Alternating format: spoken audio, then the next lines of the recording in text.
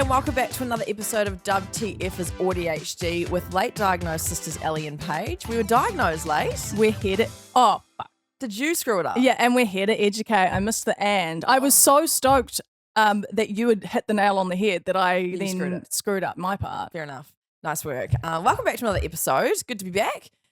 We are chatting today about friendships / loneliness and... Lonely.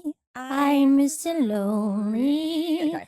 I have nobody. That wasn't even on tune, was it? Anyway, go. Oh, it's not bad. We're going to talk about just, friendships and loneliness when you've got, when you're autistic, ADHD mainly, because those are the lenses we're coming from. Because I think a lot of people feel this way who are neurodivergent, and we have had a few Google form responses of people saying that, like, can you discuss friendships and how you deal with loneliness? Yeah. Because it is a really big one, and it's kind of like not talked about. And I think the irony is that a lot of the time autistic or ADHD people are actually masking. So we never, even if you find a neurodivergent person, we're never quite connecting on the level we could be. Yes. Because we're all masking. Yeah. Imagine if all of us just dropped our masks. I know. It'd be amazing. Yeah, we'd have like the bestest friends. It'd be crazy shit happening, and I love it. Yeah, but yeah, it's hard because you don't know if we're constantly unsure if places are safe or people are Yes, safe. and also because of our past and being ridiculed for certain things or criticised for being X, Y, and Z, whatever that was, you have self-esteem. I have self-esteem issues, and then you're just so terrified of losing a friendship when you finally feel like you get one. Yeah, and I've definitely had that happen. So it like reinforces that. Oh, okay, I need to not be myself for people to like me. Yeah, exactly. It's terrible. Yeah, exactly. But yeah, I just imagine if like right now we could just like click a switch and everyone that's neurodivergent in the world just stops masking dramatically, like somehow. And then I reckon we'd all be like besties. I know. Because I think we're all masking trying to be friends. But most of my besties now I realize are neurodivergent. Yes. So we just want to chat about basically, friendships, neurodivergence, loneliness. And hopefully this episode might just make you feel a bit seen, hearing it from our perspective. It's mainly going to be a personal experience episode, this one. Yeah, not sciencey. I mean, not that we're very sciencey anyway, but it's going to be more of just like a feel seen episode and feel better, hopefully. Yeah, and just know that you're not alone, even though it definitely feels like we are. Yeah, at times, yeah, for sure. Because a lot of neurodivergent people feel chronically lonely. Yeah. And it's such a weird combination, I think, especially for us when you've got the AuDHD version, you've got the ADHD and the autism.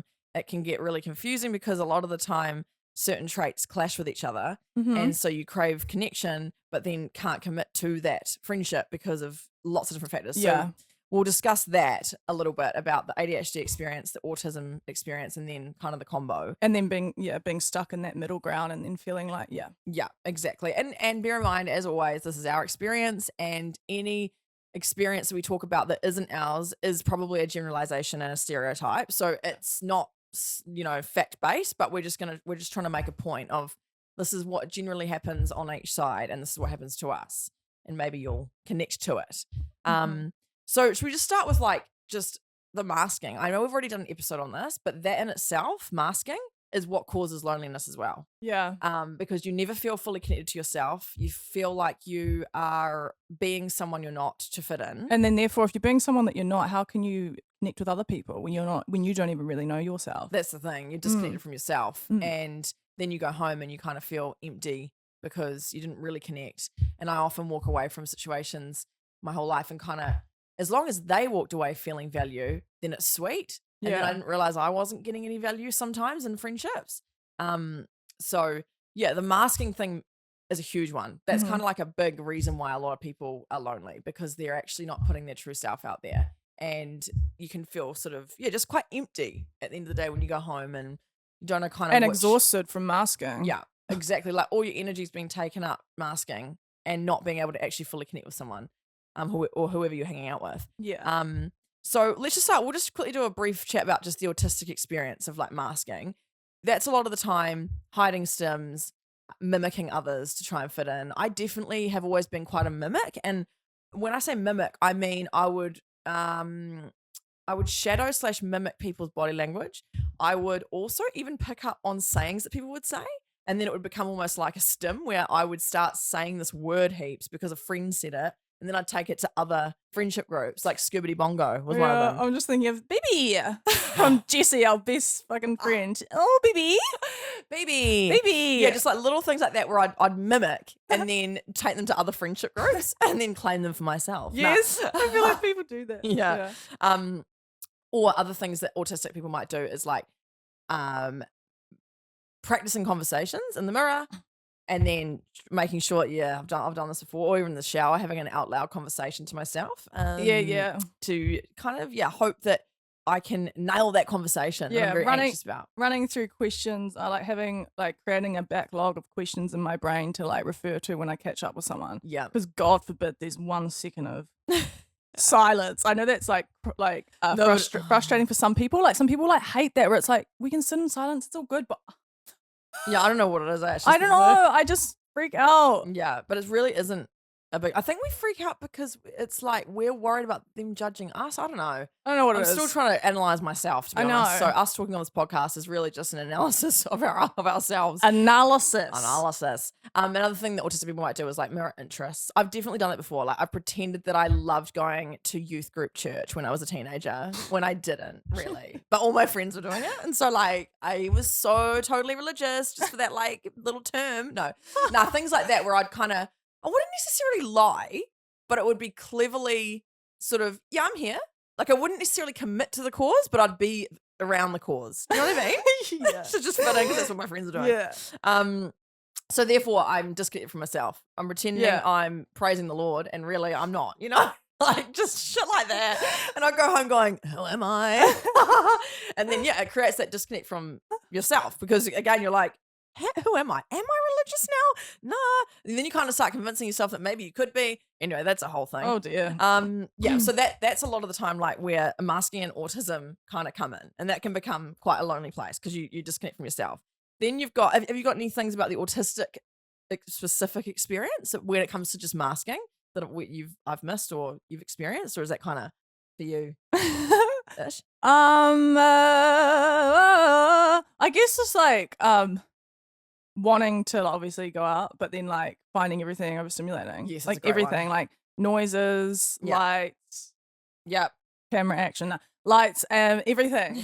And then you're pretending or trying to mask that it's not bothering you. Yeah, and again, your energy is just being sapped and sapped and sapped. I find that like when I'm really overstimulated, say in like a social situation, like my brain can't focus on like the conversation, so my executive function screws up. Someone asks me a question and I'll be like, I'll freeze almost, be like, sorry, what was that? Yeah.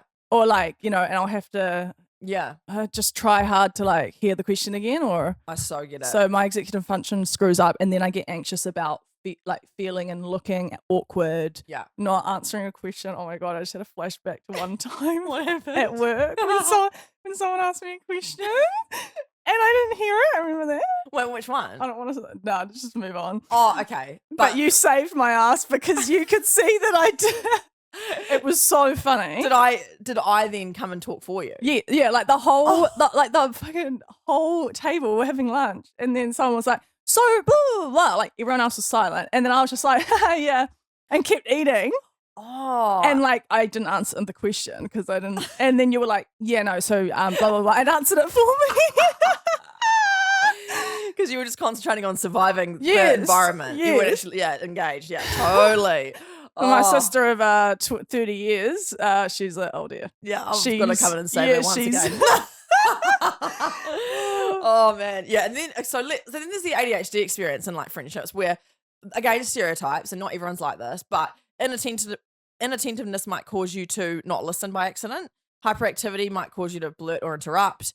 Blah blah blah. We try and be funny, like just flirting with humor, like I said last week. We agree just to appease the situation.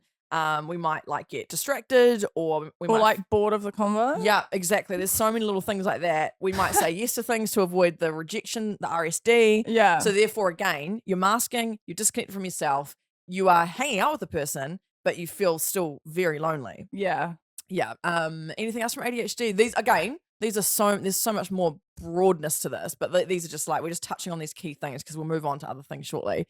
But anything else with your ADHD that you find that doesn't help with friendships? Oh, one for me is even just replying to a message from someone can feel like climbing Mount Everest. And so then I look like I'm avoiding or I'm ignoring. But I am technically, if you look at it that way, I am. On the surface? On the surface I am, but the intent behind it is not that I'm ignoring you. It's actually an executive function issue where I'm like, I can't deal with that right now. I can't. And then it's also because you also want to give them 100% when they have you, and you're not ready to give it. That's it. Yeah. It's actually probably more about that. I'm always wanting to give 100% to my friends. And so when I can't give that even in a message on like a text, I will avoid it until I have the energy. Yeah. Then it can be worse because then I've come in too late. And that's definitely one of my things with the ADHD, because to me, it's a task. Even though I love you and the message may seem quite basic and simple, to me, it's actually still a task. Yeah. And the other thing about messaging and replying to messages is once you do reply to them all, they will reply again. Yeah, and then you're just in the same spot again. And you've just got unread messages coming out your asshole. And I'm so popular. No, it's not. But like, even with family messages, like mum will be sending cute photos of what her and dad are doing, and I've ignored like 5 in a row. Not ignored, but like missed them. Yeah, and then oh, I've got to reply to those. Oh, now there's 5. And then when it racks up, and there's been a whole conversation without you there, and you have to scroll back up and like read it all. Oh. And then react to them, and then haha, this was funny, and they've like moved on. reply to the message. Yeah. Yeah. So that can look like I'm a shit friend. And maybe people in the past have moved on from me because of that, or put me down the friendship ranking, which is fair. I get it. Assumed that you don't want the friendship. Yeah, but I definitely don't. And then there's the other insecurity thing. I don't want the friendship. I do. What? Oh no, Freudian slip. Oh God. Then comes the AuDHD combo. So the autism and the ADHD combo. This is where I think we're going to come from mainly in this episode, because this is our experience, and that can be quite a contradiction. And it can be, you're so anxious about all the things we just listed with the autism and the ADHD that you become so self-aware, so stressed, you burn out, you then are confused with your identity. You want to go places to crave connect because you crave connection, but then you can't go because it's too overwhelming. Yeah. And then you just end up in no man's land where you don't do anything at all. Yeah. And then you're stressed because am I too much, or am I not enough, or am I not consistent enough, and how do I do this? And I get in my head because I know how like important friendships and connecting with people is for human beings. Yeah. So I get all like, oh my God, I should be doing this because it's good for me and I need to do it. And I mean, I said that to my therapist, and she was like, because I saw a study about how, human connection is very important for like longevity, like living longer. And I know that is true. But she stops me and she goes, Paige, was this study done on autistic people or ADHD people? And I was like, great point. She's like, autistic people,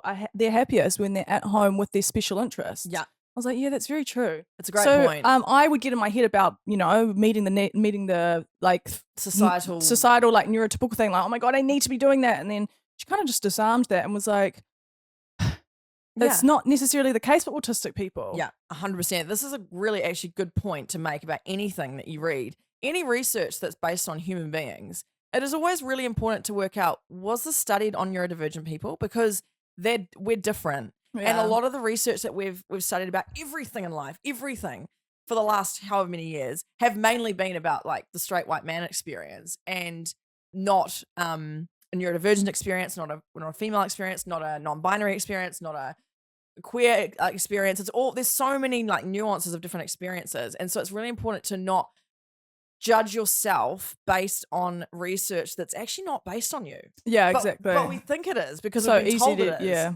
So that's another reason why diagnosis is so important, because then do I apply this to myself? No, I don't. It doesn't apply to me anymore. Yeah. So that's a really great thing that your psychologist said to you, because you're right. Like, maybe connecting with people isn't really what you need. Yeah. Like maybe every now and then. Yeah. Every now and then it's great. Yeah. And my ADHD loves it in the moment, I think. Well, I also find it overstimulating in a lot of ways, but it's such an anomaly of like loving it, but also really hating it. Oh, it's so weird. Same. It is so weird. There's a great quote from Devon Price, who wrote Unmasking Autism, which is that book that I've recommended before. But they said, the mask isn't just a lie we tell others. Over time, it becomes a lie we tell ourselves. Yeah. That is me to a T. Like I've said before on this podcast, I really started only getting to know myself at 30. And I still don't know myself that well. Yeah. Me too, probably 30. Yeah. And I'm still working through even friendships and where they fit, and like, am I genuinely in this, and what does it all mean? Oh man, unmasking and having a diagnosis is a privilege, but it's also really confronting. Yeah. So yeah, that whole masking thing can really just disconnect you from yourself. And Yeah. even you looking at that research and going, people need to connect with people To live longer. I'm like, I'm gonna die. Yeah, that's a form of masking because Yeah. you're applying like a rule to yourself and then trying to live by it, but then it's not quite right. And then I spend I do enjoy catching up with certain friends and people, and I love my friends and stuff. But I also then just am doing something that's not necessarily what I want to be doing, like forcing it on myself because I should be doing it, and then just beating myself up. Yeah, exactly. The next thing that is like a huge thing with friendships and being a person in the world is just the social communication differences. Now, in the DSM, a lot of the autistic criteria talks about communication differences and deficits in communication. This is just so outdated in a way because it was all written by people who are not autistic.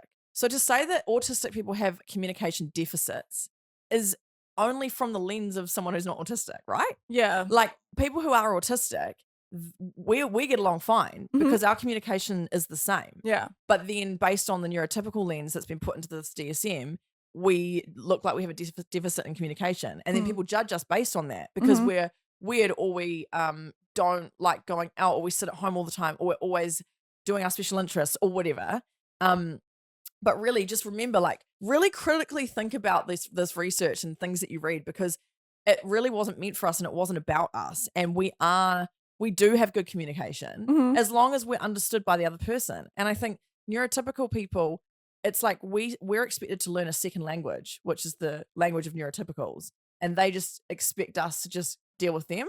I wish we had a world where neurotypicals would learn a bit more about maybe what AuDHD people or ADHD autistic people need and come to our level, like meet us halfway.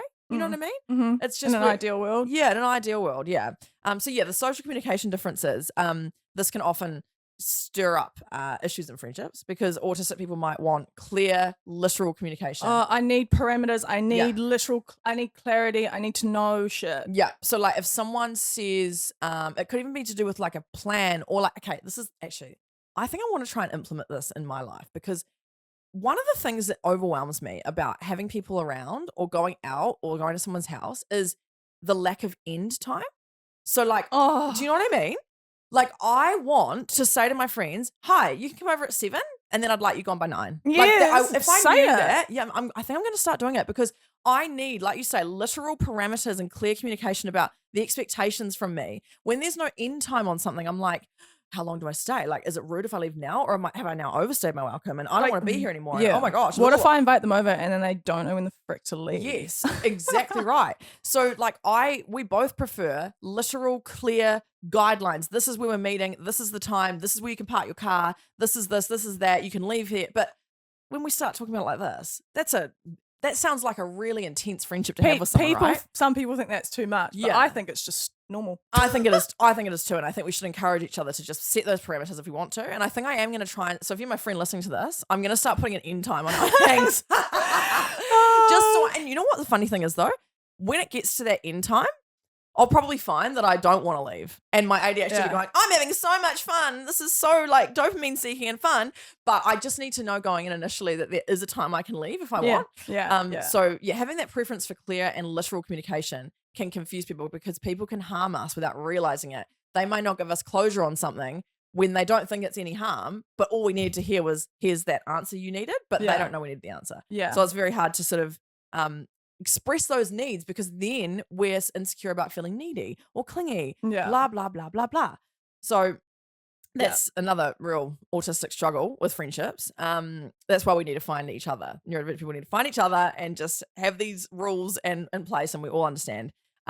Also, another big thing with autism is the monotropism, which is the how your brain has only really the ability to focus on one thing at a time, just one thing at a time. And when we're focused on that one thing, we're very hyper-focused and we can barely even be snapped out of it.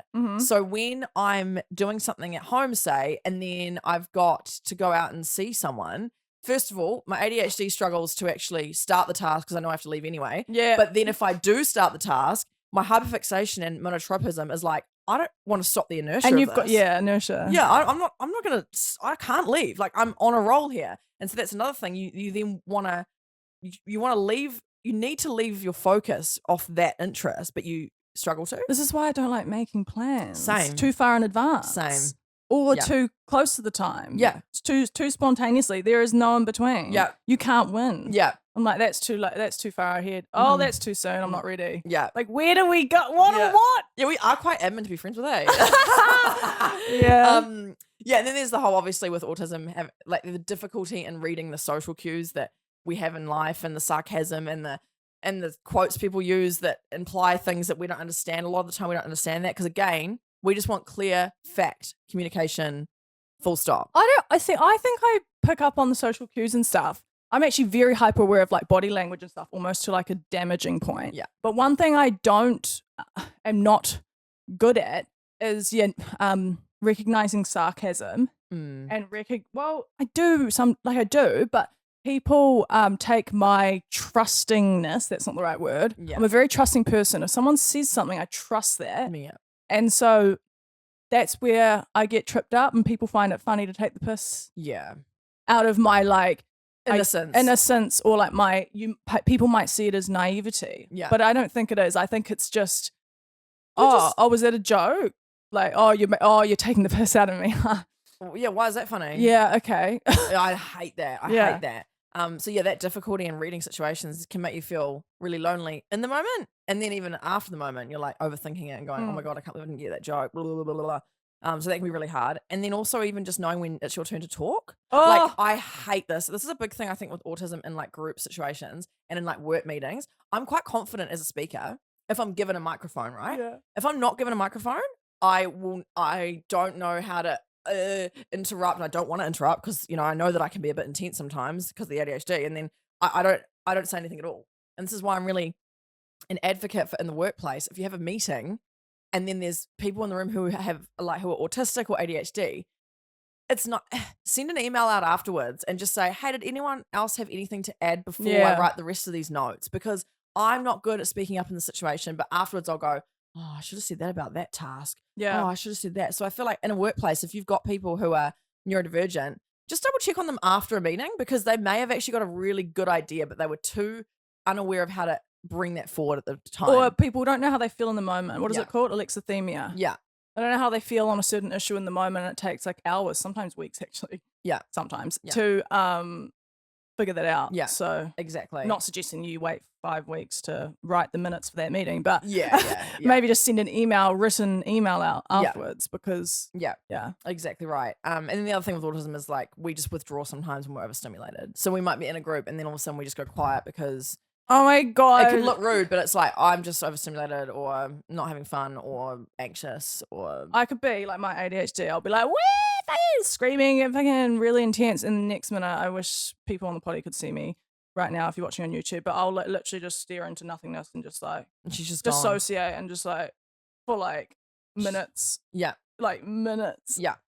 Yeah. And it's, I guess, just a way to deal with overstimulation in the Yeah. situation you're in. Yeah. It sort of like brings you back into your mind, Mm. and you're just like, it's just boom. Yeah. And then that can look from the optics outside, it can look rude. It can look weird. It can look like you're sad, and you're actually not sad, and you don't really want people to ask you what's wrong because you're actually fine. Mm. You're just doing a little coping mechanism for 5 minutes and you just Yeah. want to be left alone. So then that's confusing. So then it becomes to the point where you're like, I'd rather just not see anyone because then I don't have to deal with all of that.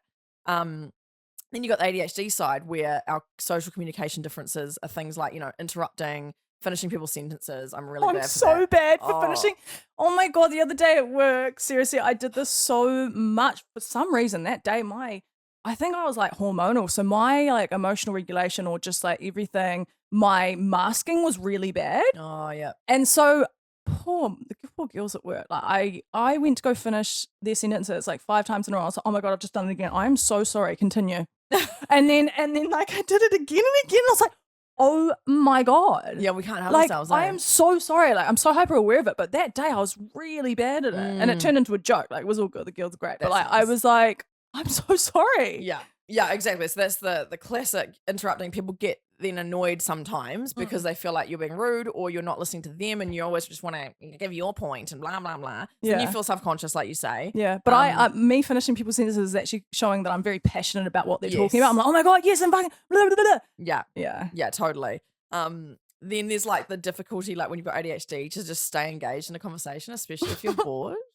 Like, Oh my God. And then you zone out. And then you don't have backup questions and you're like, yeah. And then you don't even know what they're talking about. And then you have to like pretend you did. And it's really awkward because then you try and overcompensate by masking, and like you might pick up on the last 3 words and then go, oh, I think that's what they said. Oh yeah, cool. And then you again just feel shame about it and you feel lonely, and then you've probably missed a whole conversation that now is going to be referenced later in life that you've now missed. And then again, you're like, it's contributing to that lack of connection with people because we can't stay focused sometimes unless we're truly kind of passionate about it, which sounds bad, but this is the thing. When you get someone with ADHD onto something they're passionate about, whoo, they're unstoppable. Yeah. And it's a great thing, but yeah.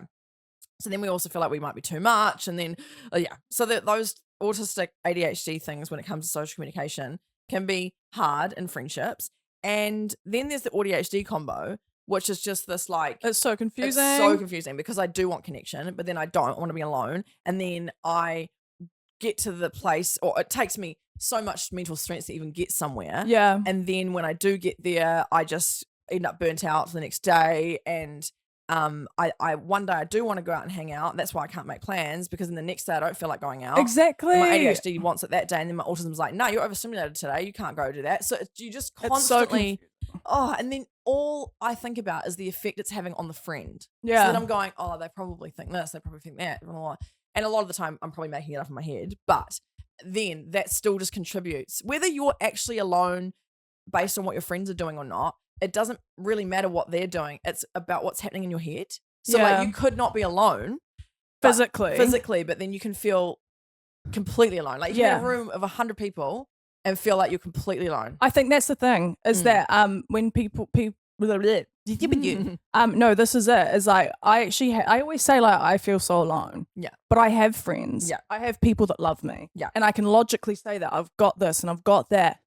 The thing about neurodivergent loneliness is that it feels like no one understands. It feels like you're different, and it feels like no one else is like you. But it's actually not true. There are a lot of people feel that way. Yeah. So I'm not trying to like belittle that loneliness. I'm trying to say like, even though it feels like in the moment that you are like you're the only one, like no one understands, even though it feels like that, which I totally get, it's people are also going through the same thing. Yeah. And we all just internalize it. Yeah, we all internalize it. And we don't talk about it. Yeah. Hence why we're having this episode today, because these are probably, I'm guessing, people have all these thought processes that we have. Yeah. And hopefully it makes you feel a little bit less alone, that we do go through this. And we might appear like we're very, very social and we have a lot of friends, and we do. But at the end of the day, what really, when it comes back to our core, we feel quite lonely. And really. misunderstood. Yeah.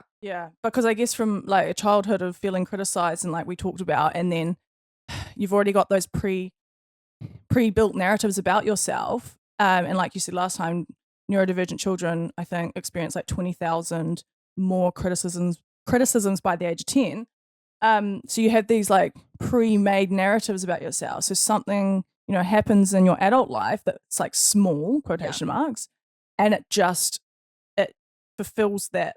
Yeah. It just confirms that narrative you have about yourself. Yeah. And so it's like it just like is a rabbit hole. Yeah. So exactly. it's, I don't know, trying to like get control of your mind and realize that it's not a defining thing about you. Yeah. 100%. Yeah. 100%. Another thing with just the AuDHD thing and the like connecting with people and stuff is like not being able to even just engage consistently with the requirements of friendship. Oh like my God, I'm texting, seeing each other, all that kind of stuff can be quite overwhelming, because it's almost like a formula in my head. When I was younger, yes, I used to have a lot of friends. I've talked about this on this podcast before. I had a lot of friends. I was very popular, but I bounced around different groups because my dopamine would be choosing which one each day, kind of. And then I would literally, it would be like a logic thing where it's like, I haven't seen that person for coffee in 5 weeks. I'm due a coffee with them. For me, it was like a mathematical thing, almost like an algorithm where I go, oh, I need to catch up with that person and go to the mall with them because I haven't done that in a while, and I need to engage with them and see how they're doing. It was never organic or real. It was sort of, I was working to this like what I thought was a structure of friendship. Can I add to that as well? Same. And mine would always be, oh, I need to go have a coffee or brunch with this person because that is what girls and women do. Yeah. No, I just did that because like that's what I thought that you did and had to do. So it was like a mathematical formula for me. If I really went back to what I wanted to do, it would have been like at that age, like going and playing football or something. Yeah. With the boys. But yeah. I was kind of put into this box of, oh, you're a female. Yeah. Right? You're a, girl. Yeah, totally. And so I was like, okay, I guess I'll go have brunch and coffee and sit across with this person, which I love, by the way, but find that very intimate and like very confronting. And so I just did that because I just thought that that's what you had to do and that's what girls did. Me too. It's like, me too. if I were to ever like catch up with a guy and like go, I don't know, do something that's more stereotypically guy things, which is a stupid thing to say, but like I think that's actually what I prefer to do. Yeah, totally. Yeah. And I definitely burnt out in my late teens from trying to uphold these friendships and catching up with them, making sure I'm doing it at least every 4 weeks or whatever it was at the time. It was very mathematical and I really struggled to keep up. So that it ended up in burnout. And then I ended up kind of losing a lot of friendships because once I stopped putting all the effort in, ironically, so did they. Because I realized a lot of the effort was actually coming from me. Yeah. And not realizing it. And then I would get drained because when I'm in the moment with people, I do also want to connect with them and I do want to like help them and see how they're going. But I realized that I was just constantly getting drained all the time because I was kind of giving myself to them and not getting a lot back. You're an empathetic and compassionate person. The people found comfort in you and they could confide in you, which is great. Yeah. But you never asked for help either. And so like you would end up spending the whole time hearing about their struggles and you'd be such a good confidant. Is that what it's called? Yeah. But at the end of the day, that's got to take a toll and you would end up being very exhausted. Yeah, I think a lot of my friendships when I was And that's younger, why people love you. It's like actually quite like a selfish thing. It's not. Yeah. But you know what I mean? Yeah. Like people are like, oh, I love Ellie, which they should for you as a person. But I think it's because the way you made people feel. 100%. Yeah. And then I realized when I was older, I was getting value from the friendships. I'm not saying that was complete devalue, but like I realized I was giving so much value and coming away a shell of a human and that their battery had been boosted and mine had just been absolutely drained. Yeah. And I was, again, coming back to this chronic people pleasing thing again, where you end up people pleasing just to make sure you've got a friend or connection and you end up once again alone and not feeling genuine and feeling unseen. And then my problems are never fixed by anyone because they don't necessarily ask me or they do and you deflect and you go, yeah, I'm good. So it's like not even necessarily their fault. No, exactly. It's all me. I wouldn't know even how to express my emotions or feelings with them a lot of the time. And then I'd almost just tell stories instead. So it wasn't like connecting. It was more just me info dumping at them about a thing or something about someone, or it was just an info dump more so. It wasn't, I don't, it was really odd. And then I got really burnt out and then I kind of just withdrew from everyone in my early 20s and have like not lost all my friends, but kind of disconnected from them because I was getting so drained and I wasn't it wasn't a two-way street. It was me pouring my energy into someone and that was kind of it. And I think that was a big... Because everyone thought that you were fine, I guess, on the surface. So it was like, no, not really like saying that people wouldn't be there for you. No. It was just like you were such a chronic people pleaser that people didn't know that maybe you were going through any struggles. Exactly. Yeah, I do not blame anyone for this. It's all on me. I now notice it and understand myself better looking back on it. And the other thing I found as an AuDHD person, especially when I was younger, is I would like hyperfixate on people for a certain amount of time. And then I would burn out almost. And then like the energy would be gone or the dopamine would be gone. So I'd like have these friendships for like hard and fast friendships for like a few months or maybe sometimes a year. And then boom, drop off. I've had such close friends that have now dropped off because it was just all so much at once. It's like the ADHD comes in really hot, loves it. And then I get too overwhelmed and then it's done. And so that's another confusing thing. Is I could never, I've really lacked in like consistent friends for a long time, which is what I want. They're always in the moment around me. They're in my workplace. They're at my uni. They're in my flat. Yeah, mine are always situational or environmental. Same. And then I leave that flat or I leave that work and I never see them again. Yeah, exactly. But I was so close with them. Yeah. And we did get really close, but then it doesn't translate then later into like a friendship after that. And so that can be really confusing. Like I have very few friends who are like consistently there since I was a kid. Mm-hmm. Which I don't really have any. Yeah. Kid. Yeah. And a couple of mine are like, we were family friends too, so that helps. Like a couple of mine, my mum was also friends with their mum, and that also helped kind of continue those friendships. But yeah, I ended up burnt out with those friendships, and then probably looked like I just dropped off the face of the earth, and probably thought it was really rude. And like, I get why people might have people thought that. might have not necessarily like consciously been like, what happened to Ali? But like they kind of just subconsciously notice that, oh, Ali's not making an effort. So, and then they move on. Yeah. And then. Yeah, exactly. Then there's leading on to that is the friendship trauma and burnout that people who are neurodivergent can experience. So like a lot of neurodivergent people experience just abandonment or ghosting from people, like friends or potential partners. It happens a lot, and we're left feeling very confused, yeah, and not knowing why. And I think a lot of the time, because neurodivergent people are so giving and wonderful and talented and amazing and empathetic, yeah, contrary for popular belief sometimes. Yeah, exactly. We are very empathetic, and so a lot of people, I think, come into this friendship, take, and then when they're done with it, they leave with no explanation. That's happened to me a few times in my life, and I mentioned the friendships last time. Been a couple of friendships or relationships in my early 20s where that happened, and I left with no closure, and it absolutely destroyed me. Actually, yeah, I didn't. Actually, I think those two instances are responsible for a lot of my internal loneliness, and it was terrible, actually. Yeah. And it leads to hypervigilance, where you then in your next friendships are, oh, am I doing everything right? And am I being too much? Am I doing this? Am I doing that? And Yeah. then I'm not being myself. So Yeah.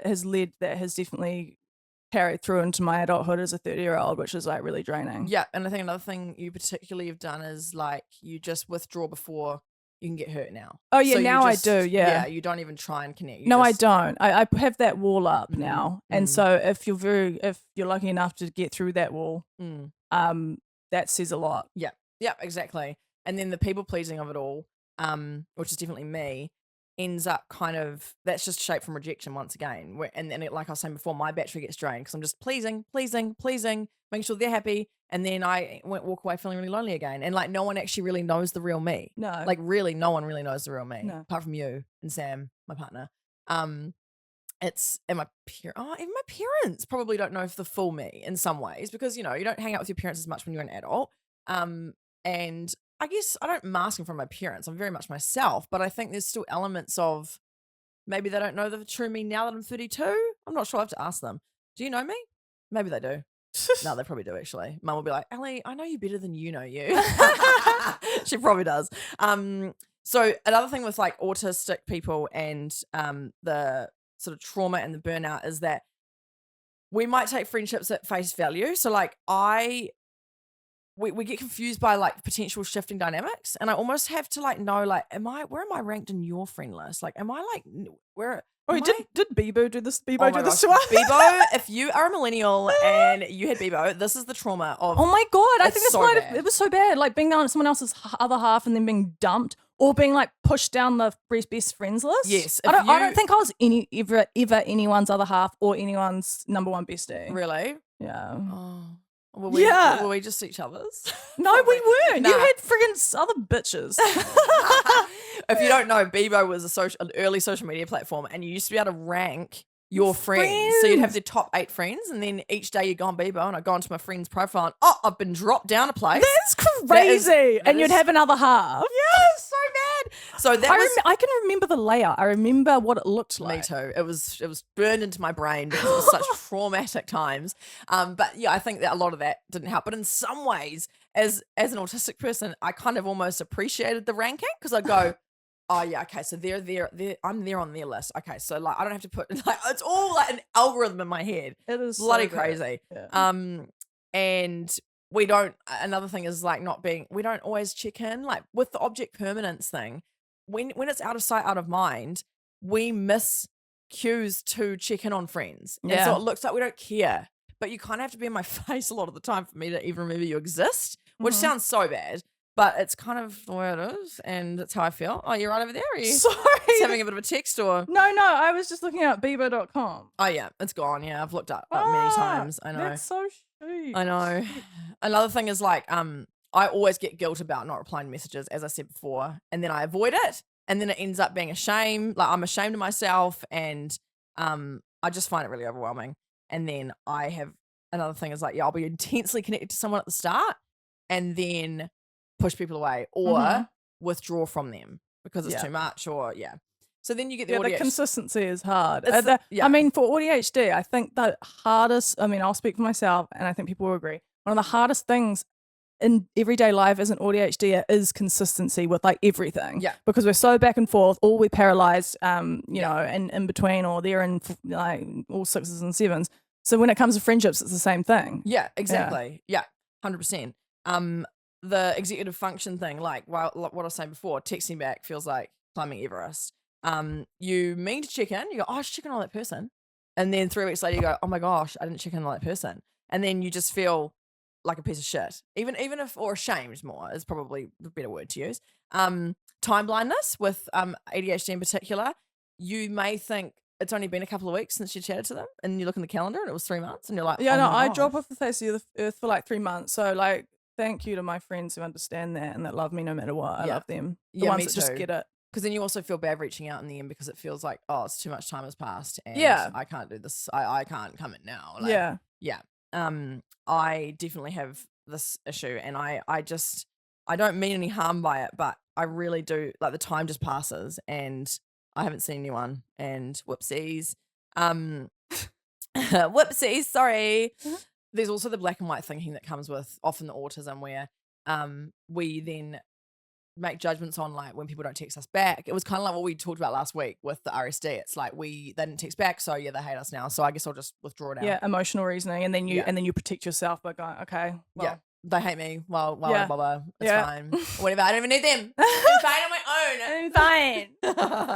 I'm fine. The ADHD combo in particular is so hard because I think this is a generalization, but a lot of the time ADHD people like going out, having fun, doing fun things, being silly, craving attention. They just might struggle to maintain the friendship and all the sort of like checking in because of time blindness and object permanence. Then you've got autistic people who often, they are lonely. There is a lot of research saying that autistic people are super lonely, and it's very unfortunate.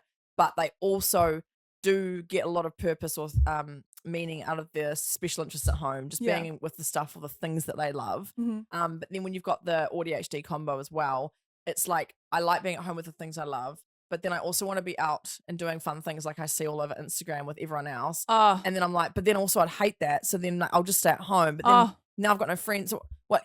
Oh my God. That's where I am at all times. It's really hard. Yeah. You just end up in the middle, and then you feel lonely, and people go, oh yeah, just chat to me anytime. But I never will. I know. And then when people do seek me out, I'm kind of like, oh, what do you want? Why are you messaging me? What? Oh my gosh, what could you possibly want from me? Oh my God. I think it's like just important to remember. It's so true.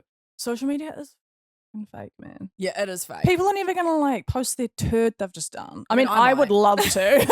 I would love to do that, but I mean, it's not appropriate. For society, but like just remember that like it is fake. Yeah, it is. It's and fake. we, like Paige mentioned before, neurodivergent people don't necessarily always need connection. Yeah. We are more connected with the people that understand us at our true selves, but we still have to go back to the unmasking thing of like knowing exactly who we are. That's when you start attracting the bright friends, when you actually know who you are. So yeah, we have like just a very, we crave connection, like you said a few weeks ago, but we struggle to, what did you say? It was very profound. I crave connection, but I struggle to something. I yearn for connection, but I struggle to something. To maintain, no, I don't know. You know what we're trying to say. Like I'm lonely because I yearn for it, but it's like also really overwhelming to go and do that. So I just sit in this no man's land of loneliness. Yeah, totally. We're very lucky. Honestly, I think if Paige and I didn't have each other, it would be even worse. Like, we're coming from quite a privileged stance here because we have a sister close in age who is ADHD, who is going through the same thing as us. So we're actually very safe because we've got each other. Yeah. But this is also why we felt it was appropriate to take it upon ourselves to do this podcast, because not everyone has that. They're an only child, or they don't have good siblings, or they don't have no one that understands them. Yeah, exactly. So we're very lucky. And I think my story would be very, very different if I didn't have you, like 100%. Same. Yeah, it's freaky. It's freaky to think about losing each other. And I do wonder what my life would be like if I didn't have you. And also I'm privileged in the way of I have a partner, and I think if I didn't have him either, I don't know where I'd be in terms of my loneliness. Like, I think I'm privileged because I do have a partner who gets me, who's also neurodivergent, and then I have a great sister who's also neurodivergent.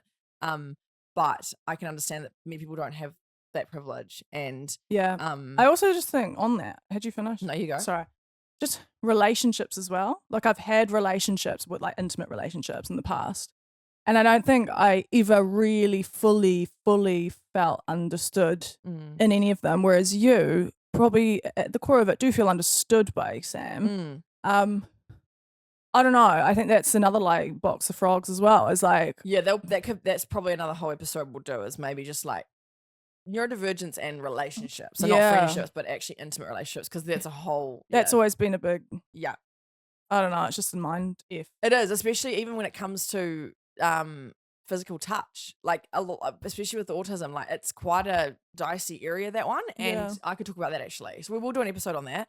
Because that's a whole different thing. But we realize we're coming from a privileged perspective of like, we've got each other and I've got a partner, and we also have a very supportive family. So we're very lucky. But that's why we wanted to share this with you listening, because maybe hopefully you will feel less alone. We just want, like, autistic people generally want meaningful conversations, shared interests. We don't want small talk. It's meaningless. It drains us. And we also are really loyal. So like if I haven't seen you for 10 years, but I was a really good friend of yours 10 years ago, trust me when I say, if I saw you, I would still feel just as connected to you. I would still love you as much as I ever loved you. Yeah. And I would just want to know how you are and just want to like actually hug you. But it probably appears that I don't care, but I really actually do. Yeah. And for me, time away doesn't necessarily change how I feel about people, but I think for other people it does. Yeah. And so I respect that. But I still love my friends deeply, the ones that I had at school and the people I've met throughout my life. So I am very loyal. Like if one of those friends called me up, I would still be there for same. them. Yeah, I think some people can get confused with me because I'm so hot and cold, and I'm like gone for 3 to 4, 6 months, and then I'm back again. Yeah. But if one of my friends called me, I would drop everything, which I shouldn't do, but I do. Yeah. For a good friend. Yeah, definitely. Me too. So yeah, overall, we just want low pressure connections. We want to feel safe. We want to feel seen. We want it to be authentic. But it's so hard when you don't know yourself as well. Yeah. You're still unmasking and stuff. And I really do want clear communication. I just want to know, like, what are the parameters for this hangout or this situation we're doing or this or that? And it can feel a bit silly, but I'm going to really try and start just expressing that to my friends. I'm just thinking about last night we hung out with a really good friend, and like he hadn't communicated with us. He was meant to be there at 6:30 and it got to like 7:15. It's only 15 minutes. But I'm like, where is he? Because our bedtime's like 9 o'clock. Yeah. And so I'm calling him. I called his phone twice. I called his messenger. I called his work phone. Didn't hear from him. I then went and messaged his mum. She was like, oh yeah, sorry, blah, blah. And he got here and he did apologize. And it's like, shit, I've really screwed up here. I should have let you know. And me and I were like, yeah. He literally was like, sorry, I'm late, guys. And I was like, oh, that's fine. It is like, fine. I don't mind if you're late. Yeah. He goes, sorry, I should have communicated it. And I was like, that's the issue. That's the issue. Is yeah. that you didn't communicate it. I don't care if you're late, but please just tell me. Yeah, that's the thing. We don't, like, it sounds like we're being controlling, and we're not. It's just like, you just need to communicate. Yeah, I need to know. Like, if I didn't think you're coming at that time, I think you're coming at that time. I think that you're now wrapped around a my brain spot was like, oh my God, because he also never doesn't answer his phone. And so I was like, oh my God. Crashed. And Ellie's got the burgers half in the oven. Like, what do I do? Do we eat? Do we not? Like, there's so much. Oh, yeah. Bless. So, in conclusion, I mean, this has kind of just been us ranting, and we realize that maybe you may not have got value from this, but we just hope that you feel less alone. Like, having friendships as an ADHD person or an autistic person or an ADHD person can be really confusing, and often we find love and connection with people who are like us, but it's hard to find each other because 1, we're all masking, 2, we're all undiagnosed, and 3, society tells us that we're all stupid. So it's like, do they? Nah, I was kind of an exaggeration, but we do want anyone that says that autistic people don't want connection or ADHD people are bad friends. It's not true. We do want them. We just have different communication styles. And I think it's important for people to try and meet us in the middle and not expect us to speak in their language all the time, especially in workplaces as well, you know. That's a whole other thing that we need to deal with eventually. But yeah, we don't have a lot of advice on this, because do you have any advice for people who are feeling lonely or alone, or not, like they don't have enough friends or they don't have connection? Do you have any thoughtful things? Well, I said to my therapist, like, I feel like I don't have like many like true friends that fully get me and that I can feel fully myself and connected with. She was like, well, how many would you say you have? And I said 2, and that includes my sister. And she was like, that's actually like people, she said something like, people who say they've got more than about that, where they truly feel connected and like their authentic self and they feel seen and understood, are probably lying. Like, maybe she was just saying it to make me feel or better. masking and not knowing they're masking. This is the thing, like, because we value like true, real, connecting friendships, like I feel like I don't have many of those. Yeah. I don't know what I'm saying. No, yeah. No, I get it. It feels like we should have more, but having 2 is actually enough. Even if you've got one good one that you can be yourself around, that's awesome. Yeah. What I would say is just don't be hard on yourself. And like we said right at the start, like don't feel like you have to meet these societal expectations. I think a lot of the time it's self-hate that comes in when really a lot of it's in our head and everything's actually fine. Or it's like perception of Instagram, or like going, Yeah. oh my God, everyone looks so happy. Everyone looks like they've got so many friends. It's like, really, are they that connected to each other? Yeah. No, I don't know if they are. I think maybe like, yeah. Yeah, if they're putting it on social, I honestly think that a lot of the time people are not happy. Yeah, if they're putting it people on social. people have to find their self-esteem. That sounds terrible. But I think some people find their self-esteem in like going out and that sounds so judgmental. Maybe it's because I don't understand like the going out with like a big group of friends. Like, I don't know. I feel like people do that to find their worth. Yeah. Is that a terrible thing to say? No, not necessarily. I and like in group situations I feel quite overwhelmed. I always have, because I always need to have a safe person, someone that I'm always next to, or like know that they're my safe person, because I find group situations really stressful. But just know that you aren't alone, and while you're learning about yourself and starting to try and unmask and learn what your needs are, you will slowly start finding your people. And it will take a while, especially if you've been masking your whole life, because I definitely have been masking my whole life. And even with my greatest friends, I still have an element of masking where it's a reflex for me at this point. I'm still trying to unlearn it, and it's really, really hard, to the point that the masking becomes so exhausting for me that I will avoid hanging out with people, because it actually is just so, I feel so drained after hanging out with people, even if I love them to bits, because everything about it is overstimulating. And I also do want to put lots of effort in when I'm there, like I said before, the 100% thing. But just know you're not alone. Yeah. Your people do exist, and you will find them the better you get to know yourself. Yeah.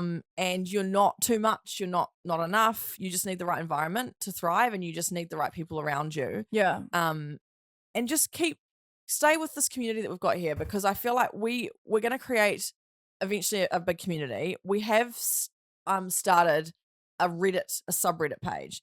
Now, we'll put it in our link tree if you want to join it. We know that not everyone will use Reddit, but I use Reddit quite a lot, and there's quite a lot of good discussion on Reddit about autism and ADHD and neurodivergence, because there's a lot of other subreddits that talk about it. So come and join our subreddit if you have Reddit. We can start having conversations about these episodes together. We can start having conversations about other posts about autism, ADHD. I'll put it in our link tree, and that can be maybe the start of our little community. In the future, we will be making probably some sort of Discord and like proper community.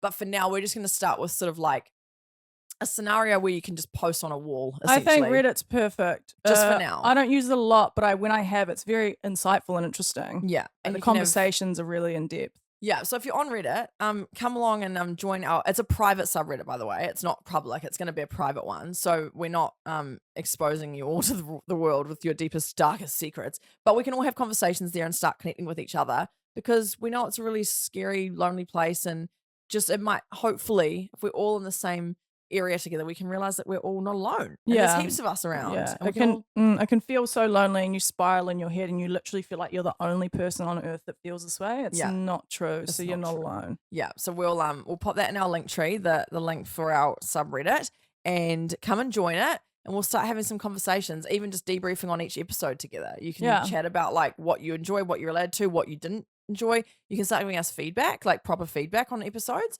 I don't want to hear it. No. My RSD criticism. Like, don't tell us. Nah, you love it. Nah. But yeah, so come join our subreddit, and maybe we can just start there by helping all of our loneliness a little bit. We can all just become a little online friends, and no expectations, no face-to-face awkwardness, no overstimulation. We can just type it in and think about our thoughts before we write them, which is the way I like it. Yeah. I prefer to write things down and chat to people via writing, because I can actually get my words out properly. Yeah. thank you for listening to this ep. Hopefully you feel a little bit less alone. And we'll be back again next week with another ep. You got any other insightful words to wrap up? Actually, I thought about it like a kind of quote that to leave you with is that the way, and I never got to say it in the ep, I forgot about it, but the way the loneliness feels from like the neurodivergent lens, I'll speak for myself, is that it feels like everyone's in on something that you're not allowed in. Yeah. That's how I'd explain it. Like, you don't get the secret password and you're not in, and everyone's like got this standing joke that's not about you necessarily. It's just like a joke that you are not allowed in on and you don't understand. Yeah, that's a good way to put it. It does feel like you're just ostracized and you don't quite know what the ticket in is. Like, how do I do that? But I think what we really need to realize is a lot of the time we're looking to people that wouldn't really be our friends anyway. We need to find each other. And I think once more neurodivergent people are unmasking and realizing who they are, we'll start finding good connections. But for the last 100 years, we've been isolated from each other. Even put into like, you know, mental institutions back even just not 70 even, years ago. Yeah, you know, not like, even like 50 years ago. Yeah, exactly. So now we're all going to come out of the woodwork and we're going to be all besties and we're all just going to info dump on each other and just like do fun stuff and not have to do all the social cues and rules. Yeah, all right. I'm hungry as so we need to wrap this up. I'm drained. I'm drained. This light's annoying me and I'm starving. I'm getting hangry. We'll see you next week. See you next week. Bye.